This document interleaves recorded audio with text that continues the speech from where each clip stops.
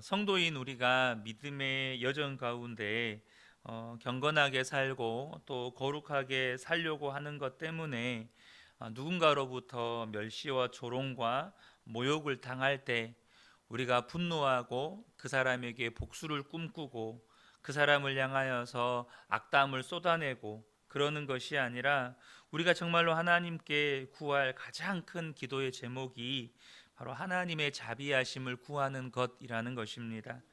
왜 그렇습니까? 그 사람이나 나나 똑같이 하나님의 자비가 필요한 죄인이기 때문이죠.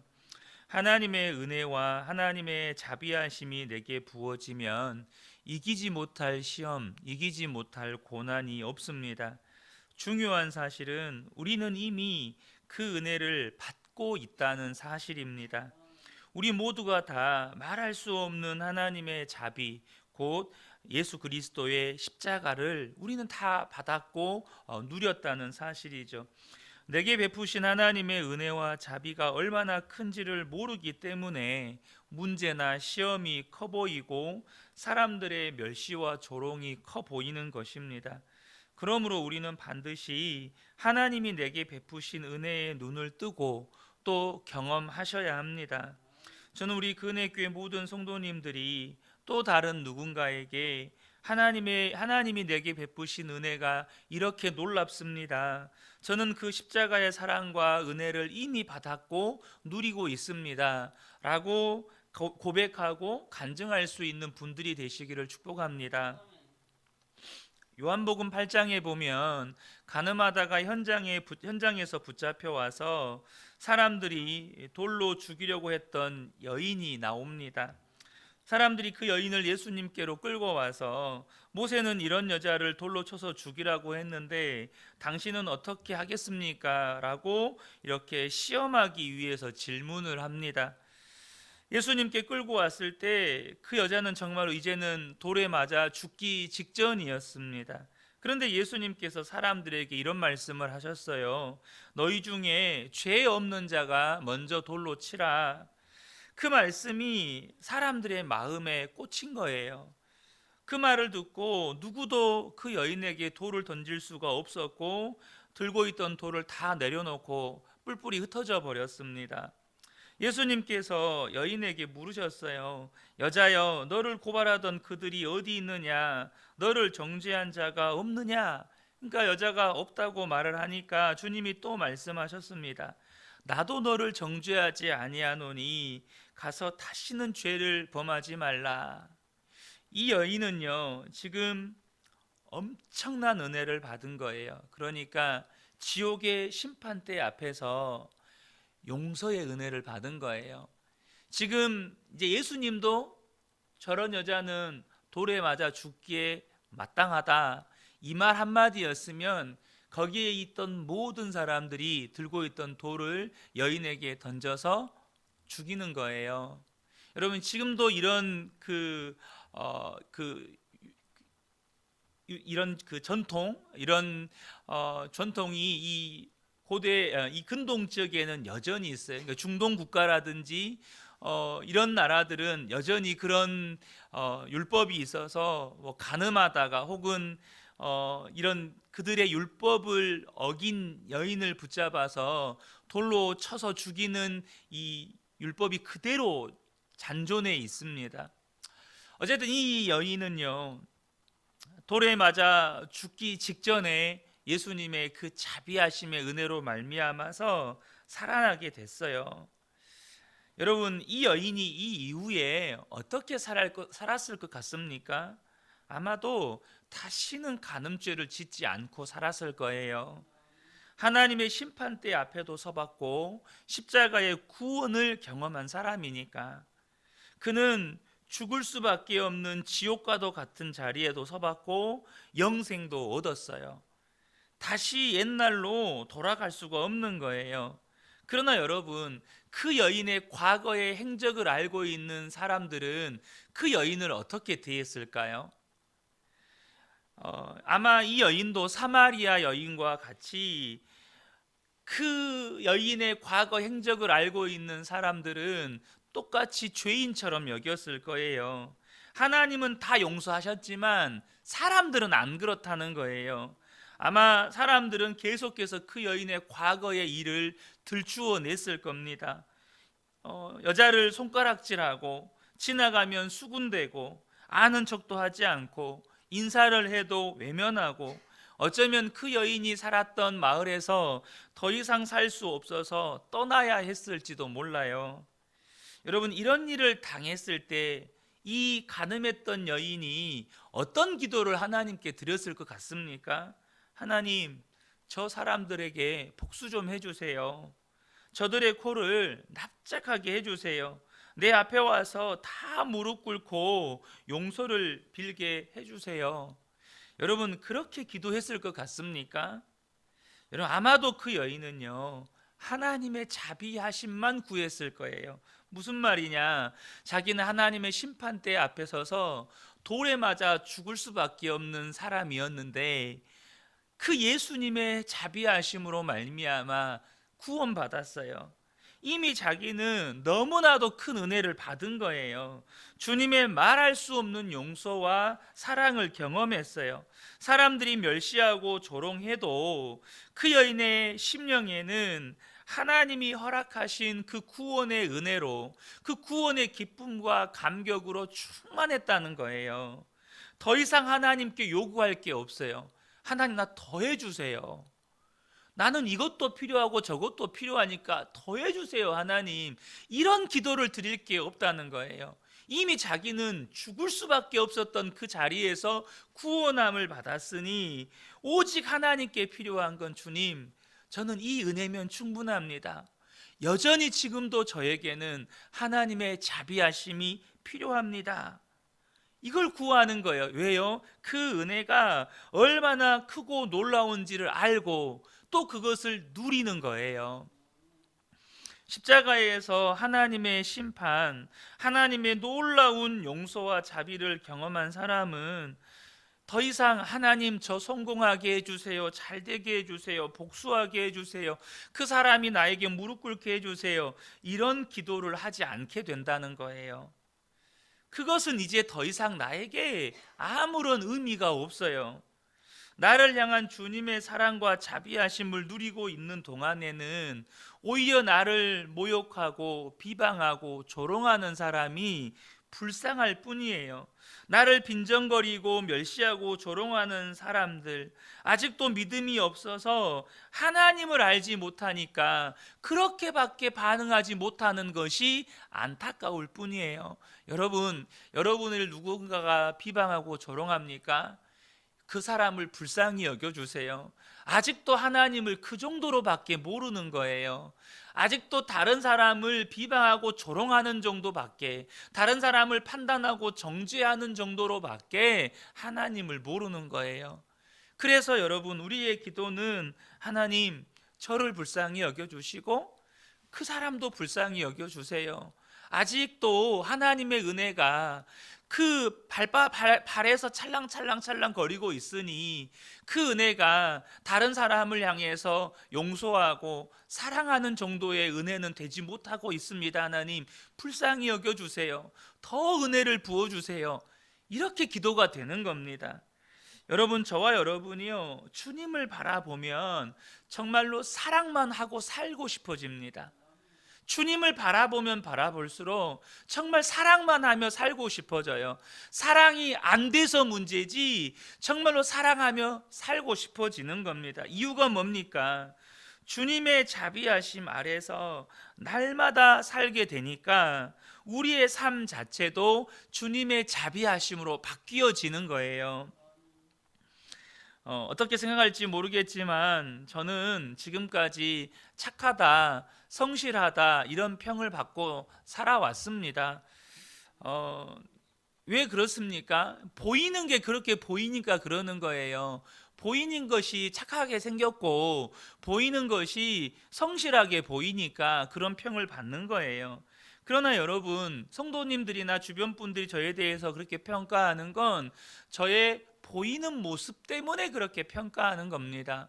그러나 제 아내는요, 얼마나 사악하고 더럽고 부끄럽고 또 말도 안 되는 생각이나 감정들, 때로는 어떤 죄성이나 유혹이나 혈기, 또 이런 육체의 정욕이 정말 들끓는 사람입니다. 때로는 그런 저 자신이 너무나도 혐오스럽기도 하고, 또 한편으로는 고통스럽기도 했고, 그래서 또 한편으로는 성도님들을 속이면서 사는 것 같은 그런 기분이 들기도 했어요. 그런데 하나님께서 저에게 가르쳐 주신 것 중에 하나가 뭐냐 하면, 바로 그것은 마귀가 나에게 주는 생각들이라는 거예요. 아, 그렇구나. 마귀가 내 속에 그런 생각을 집어 넣어 주는구나. 그러나 그러면서도 하나님 앞에 죄송스러운 건 뭐냐 하면, 여러분, 마귀가 괜히 그런 생각을 넣어 주겠어요? 제 속에 있는 죄성이 마귀의 유혹이나 마귀가 넣어주는 생각에 자꾸 반응을 하니까 마귀가 그런 생각을 넣어주는 것 아니겠습니까? 그래서 제가 하나님 앞에 기도할 때 빼먹지 않고 하는 기도가 뭐냐 하면, 하나님, 저를 좀 불쌍히 여겨주세요 라는 기도입니다. 왜냐하면 제 속에 있는 육신이 죄성을 가지고 있어서 그렇게 마귀가 주는 유혹과 어떤 생각 앞에 반응하는 저 자신을 볼 때마다 저에게 정말로 필요한 은혜가 십자가의 은혜요, 또 나와 함께 하시는 예수 그리스도의 은혜, 나를 떠나지 아니하시고 나를 버리지 아니하시고 영원토록 나를 붙들어 주시는 그 하나님의 은혜가 나에게는 너무나도 필요한 거예요. 그래서 하나님 앞에, 하나님, 저를 좀 불쌍히 여겨주세요, 이 기도를 하게 되는 것입니다. 만약 제가 하나님의 자비하심을 구하는 기도를 멈추게 된다면 저는 제가 얼마나 끔찍한 사람이 될지를 모르겠어요. 제가 육신을 가지고 있기 때문에 제가 하나님께 구하는, 정말 간절히 구하는 은혜가 하나님의 자비하심이에요. 제가 죄성을 가지고 있는 까닭이죠. 이따금 어떤 사람이 잘못한 것을 보고도 왜 그 사람에게 가서 말하지 않느냐라는 말을 듣기도 합니다. 여러분, 잘못한 것을 잘못했다고 말하는 거 중요합니다. 그런데요, 우리가 항상 기억할 것은요, 나도 하나님의 자비가 필요한 사람이라는 것을 명심하고, 또 무슨 말을 하든지 그것을 기억하고 말을 해야 한다는 거예요. 그러니까 나는 그 사람을 판단할 자격이나 그 사람을 정죄할 자격이나 심판할 자격이 없다는 겁니다. 나도 똑같이 하나님의 자비하심이 필요한 사람이라는 거예요. 마치 자기는 하나님의 자비하심이 전혀 필요 없는 사람인 것처럼 다른 사람에게 말하고 그렇게 다른 사람을 대하는 건 정말로 두려운 일이에요. 여러분, 그 사람이 바로 교만한 사람이고 오만한 사람인 거예요. 여러분, 저는 우리 성도님들께 그렇게 권하고 싶어요. 우리가 누군가의 허물이 보이잖아요, 그잖아요. 같은 몸이니까 누군가의 허물이 보이고, 누군가의 죄가 보이고, 누군가의 연약함이 보여요. 근데 그때 하나님께서 말하라는 마음을 주셨든지, 혹은 자기 어떤 열심이 앞서서 말하고 싶든지, 어쨌든지 그 사람에게 말하고 싶은 마음이 들을 때, 여러분, 제가 여러분들께 정말로 권하고 싶은 건 그 사람을 위해서 10번만 기도하고 말하세요. 정말, 하나님, 저 사람을 불쌍히 여겨주세요. 하나님, 저 성도님을 정말 긍휼히 여겨주세요. 그렇게 10번만 기도하고, 이게 절대적인 하나님의 법칙이고 말씀이다라는 의미가 아닙니다. 우리가 나도 하나님의 자비하심이 필요한 사람이라는 것을 기억하고 겸손하게 그 사람에게 말하려면 적어도 그 사람을 위해서 한 10번은 기도하고 가서, 제가 보니까 성도님 이렇게 행동하는 거, 이렇게 말하는 것이 하나님 보시기에 기뻐하시는 일이 아닌 것 같습니다, 그렇게 말씀하시라는 거예요. 적어도 10번은 기도해보고. 형들에게 버림받고 그리고 사지로 내몰리고 노예로 팔려가고 억울하게 감옥살이까지 했던 요셉의 마음은 아마 상처투성이었을 거예요. 왜곡되어도 심히 왜곡된 그런 인격, 그런 성격을 가질 수밖에 없는 형편이었잖아요. 그럼에도 불구하고 자기를 죽이려고 했던 형들을 다 용서하고 그 가족들까지 다 거두어서 먹여 살립니다. 요셉이 어떻게 그렇게 할 수 있었습니까? 창세기 39장 23절을 보면 여호와께서 요셉과 함께 하심이라, 여호와께서 그를 범사에 형통하게 하셨더라. 여러분, 뭐 때문이었어요? 하나님이 항상 요셉과 함께 하셨기 때문이에요. 여러분, 하나님의 함께 하심이 우리에게 가장 큰 하나님의 자비하심입니다. 하나님의 함께 하심. 여러분, 주님이 저와 여러분 안에 오신 것을 보면 하나님이 우리를 향해서 여전히 자비하심을 베풀고 계시다는 것이 분명합니다. 하나님이 우리를 떠나지 않으셨다면 우리에게 자비를 베풀고 계시다는 것이 너무나도 분명해요. 그래서 하나님이 우리를 자비하게 대하시고 우리는 그 자비하심을 경험하고 있고 우리가 하나님을 바라보고 사는 것이 분명하다면 여러분, 우리는요 얼마든지 원수도 사랑할 수 있어요. 얼마든지 용서할 수 있게 되고 얼마든지 마음의 상처도 씻겨질 수 있다는 거예요. 시기와 질투로 다윗을 죽이려고 쫓아다녔던 사울 왕의 악함은 아마 다윗의 뼈에 사무칠 정도였을 거예요. 자그마치 10년을 군사를 이끌고 다윗 잡아 죽이려고 쫓아다니는 거예요. 그러니까 다윗은 나중에 이제 더 이상 도망칠 데가 없으니까 광야 짐승들이나 사는 토굴 속에서 몸을 피해서 사는 겁니다. 여러분, 어쩌면 다윗은 불면증에 시달렸을지도 몰라요. 아니면 신경쇠약증에 걸려서 자다가도 비명을 지르면서 이렇게 깨어났을지도 몰라요. 그렇지 않겠습니까? 10년의 세월을 왕이 모든 권력을 동원해서 다윗을 잡아 죽이려고 쫓아다니는데, 그러면 여러분, 이제 다윗이 왕이 되었잖아요. 왕이 되었으면 이제 그 사울 왕의 집안을 정말로 사돈의 8촌까지 정말 짐승 하나 남기지 않고 다 그냥 진멸해 버릴 만하지 않습니까? 정말 이가 갈릴 정도로 그 안에서 복수와 증오심으로 불타지 않겠습니까? 그런데 여러분, 다윗은 왕이 되었을 때 사울의 집안의 사람들 중에 자신이 거둘 사람이 없는지 찾았습니다. 그래서 사울 왕의 손자인 무비보셋, 다리를 저는 장애인이었던 이 무비보셋을 거두어서 자기 집안에 자기의 이 왕자들과 함께 같이 식사를 하게 해 주었습니다. 어떻게 그렇게 할 수 있습니까? 사무엘하 9장 3절을 보면 왕이 이르되 사울의 집에 아직도 남은 사람이 없느냐, 내가 그 사람에게 하나님의 은총을 베풀고자 하노라.